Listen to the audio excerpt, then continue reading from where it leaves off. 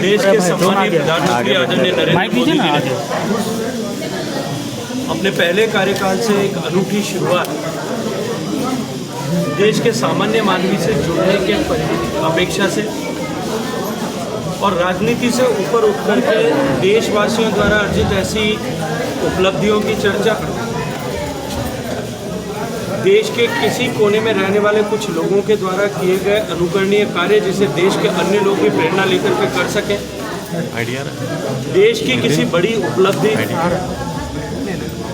या कोई ऐसा समसामयिक विषय जिस पर देश का ध्यान आकृष्ट करने की आवश्यकता हो, इन सब विषयों पर देश को मन की बात कार्यक्रम के माध्यम से महीने में एक बार संबोधित करना ऐसा प्रारंभ किया था। लगातार पिछले कितने वर्षों से हो रहे इस कार्यक्रम में देशवासी, युवा और सभी उम्र वर्ग के लोग माननीय प्रधानमंत्री जी किस विषय पर चर्चा करेंगे, निरंतर इसका इंतजार अगले एक महीने तक करते हैं। आज मन की बात एपिसोड में सम्मानीय प्रधानमंत्री जी ने एक तरफ जहां भारत में एक बड़ी चुनौती भारत में स्वास्थ्य को लेकर आने वाली पीढ़ी के बच्चों का बढ़ता हुआ वजन, उसको लेकर के विस्तार से चर्चा की। देश के ऐसे ख्यातनाम खिलाड़ियों के व्यक्तिगत प्रसंग और उनसे प्रेरणा देश ले सके, इस दृष्टिकोण से उनके वक्तव्य व्याख्यान कराए। डॉक्टर देवी शेट्टी जैसे प्रख्यात कार्डिक सर्जन की राय उसमें हम सबके सामने साझा करवाई और देश का आह्वान किया कि हमें अपने भोजन में से 10% खरीद के समय ही अपने खाद्य तेल के उपयोग को कम करना है। ओबेसिटी के, मोटापे के दो मुख्य कारण, एक भोजन में तेल का उपयोग और दूसरा चावल, गेहूं और चीनी का उपयोग। दुर्भाग्य से इस देश में जहां परंपरागत रूप से मोटे अनाज का सेवन किया जाता था, वहाँ धीरे धीरे गेहूं और चावल का उपभोग अत्यधिक बढ़ने के कारण से भी देश में मोटापा बढ़ा है और मोटापे के कारण से भारत आज विश्व की डायबिटिक कैपिटल बनने की दिशा में जा रही है। ऐसी परिस्थिति में देश का मार्गदर्शन करते हुए, आह्वान करते हुए उन्होंने हम अपने आप को फिट कैसे रखें, फिट इंडिया मूवमेंट की बात की है।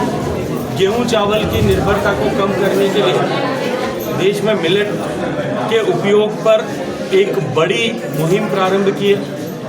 कैंसर जिसका कारण, एक बहुत बड़ा कारण पेस्टिसाइड्स जो है, रसायनों का रेजिडुअल रहना है, उससे हटाने के लिए प्राकृतिक खेती को आगे बढ़ाने का काम माननीय प्रधानमंत्री जी के नेतृत्व में हुआ है। तो देश के ओवरऑल स्वास्थ्य की चिंता करने के साथ साथ हमारे देश की धरोहर, हमारा जो वन्य जीव है, उनके संरक्षण को लेकर के आने वाले विश्व वन्य जीव दिवस के परिप्रेक्ष्य में उन्होंने वन्य जीवों के संरक्षण में काम करने वाले लोगों का सम्मान करने और इसे एक जन आंदोलन का स्वरूप देने के दृष्टिकोण से देश का आह्वान किया। और सम्मानीय प्रधानमंत्री जी ने पिछले कुछ वर्षों से बोर्ड एग्जामिनेशन, जो आज के समय में बच्चों के लिए मानसिक तनाव का एक बड़ा कारण होता है, उस पर बच्चों को अपनी तरफ से, अपने अनुभव से मार्गदर्शन देने का जो काम प्रारंभ किया है।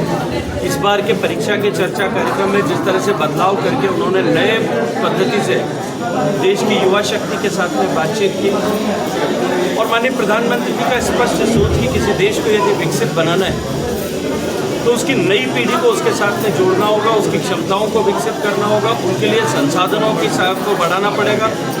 और साथ साथ में इनको एनालिटिकल थिंकिंग के साथ में नए सोच के साथ जोड़ना पड़ेगा। इस दृष्टिकोण से मन के बाद के कार्यक्रम में बहुत महत्वपूर्ण 3 विषयों पर माननीय प्रधानमंत्री जी ने चर्चा की है। शायद मैं ये मानता हूँ कि दुनिया में एकमात्र ऐसे राष्ट्राध्यक्ष हैं जो अपने देश के लोगों के साथ में अनौपचारिक रूप से इस तरह से हर साल में 1 महीने तक आधे घंटे की चर्चा करके अपने मन की बात उनके साथ साझा करते हुए, और केवल एक तरफा नहीं, देश के लोगों के मन की बात को, देश के लोगों के